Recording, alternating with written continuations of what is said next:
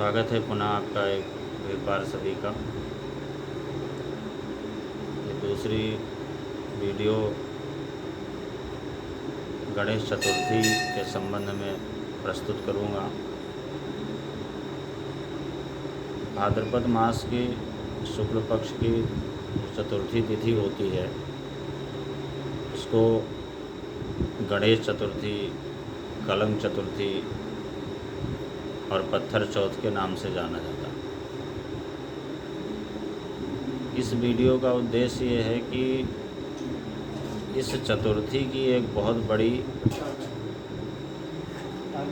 कमी समझ सकते हैं, बहुत बड़ा एक नकारात्मक बिंदु है इसके पीछे, कि इस दिन जो है खास करके चंद्रमा के दर्शन का बड़ा निषेध होता है।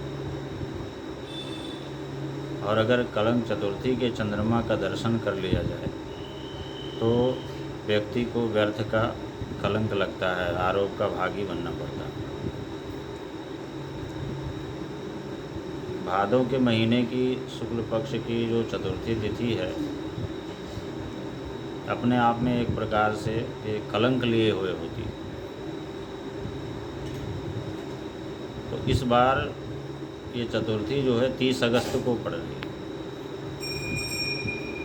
चूँकि चतुर्थी का योग संयोग इस बार 2 दिन पड़ रहा है, तो जहाँ तक सवाल है, प्रश्न है गणेश जी के स्थापना का, दोनों दिन स्थापना की जा सकेगी, क्योंकि 30 तारीख को लगभग 3:30 बजे चतुर्थी तिथि का प्रारंभ हो जाएगा और 31 तारीख को 31 अगस्त को लगभग 3:20 बजे अपराह्न में चतुर्थी तिथि समाप्त हो जाएगी।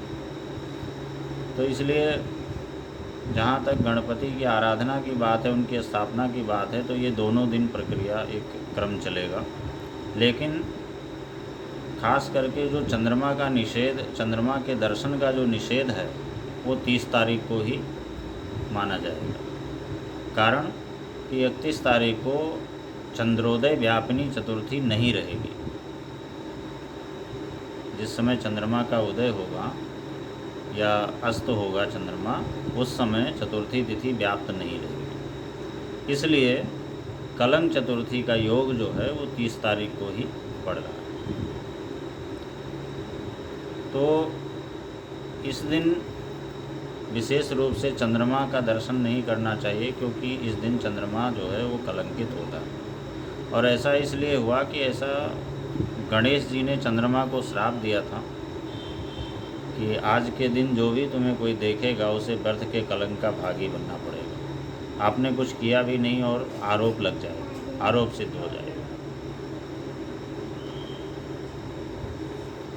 गणेश जी के श्राप के कारण चंद्रमा जो है कलंकित हो गया। और इसका प्रमाण है भागवत कथा में, इसके अलावा और कई पुराणों में इसका प्रमाण है कि भगवान श्री कृष्ण को अस्मयंतक मणि की चोरी का कलंक लगा था।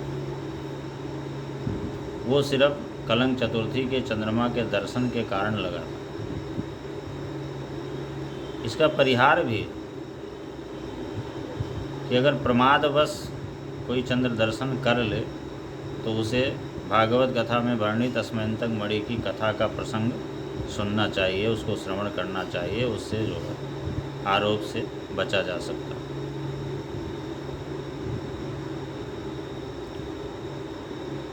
चंद्रमा के अस्त होने का समय लगभग रात्रि में 8:45 का है और सूर्यास्त के साथ में ही चंद्रमा का उदय होगा। तो इस दौरान उससे बचना चाहिए। और अगर प्रमादवश, अज्ञानतावश चंद्रमा का दर्शन हो जाए तो अस्मयंतक मणि की कथा को सुनना चाहिए, उससे आरोप से बचा जा सकता है। ये भगवान गणेश जी के जन्म दिवस के साथ साथ में उनके जन्मदिन के रूप में मनाया जाता है इस चतुर्थी को। वैसे तो प्रत्येक महीने की चतुर्थी तिथि गणेश जी को समर्पित है, परंतु फिर भी भाद्रपद महीने की शुक्ल पक्ष की चतुर्थी और माघ के महीने की चतुर्थी ये विशेष होती है और इसमें भगवान गणेश की रिद्धि सिद्धि के दाता गणेश की आराधना की जाती है साथ में। लेकिन इसके साथ एक बहुत बड़ी ये चीज़ है कि आज के चंद्रमा के दर्शन का निषेध होता है, इससे पूर्ण रूपेण बचना चाहिए। और इसके अलावा इस दिन भगवान गणेश की पूजा करने से रिद्धि सिद्धि प्राप्त होती है, विद्या बुद्धि की प्राप्ति होती है और सारे मनोरथ सिद्ध होते हैं और आने वाले विघ्न दूर हो जाते हैं, क्योंकि भगवान गणेश जो है वो विघ्न विनाशक हैं। 30 अगस्त मंगलवार के दिन इस बार कलंक चतुर्थी का संयोग पड़ेगा और उसमें सब लोग ध्यान रखें और चंद्रमा के दर्शन से बचें। बहुत बहुत धन्यवाद।